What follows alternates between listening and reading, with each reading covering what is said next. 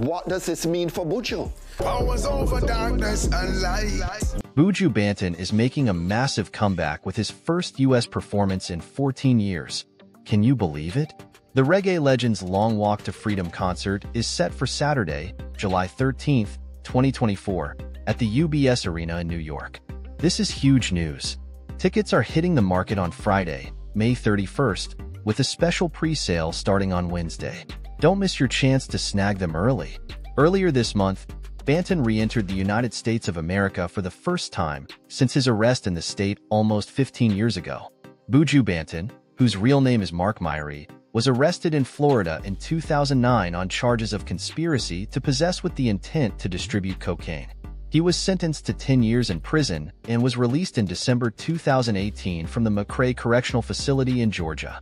He was deported back to Jamaica, where he received a warm welcome from thousands of fans at the National Stadium during his Long Walk to Freedom concert held in March 2019.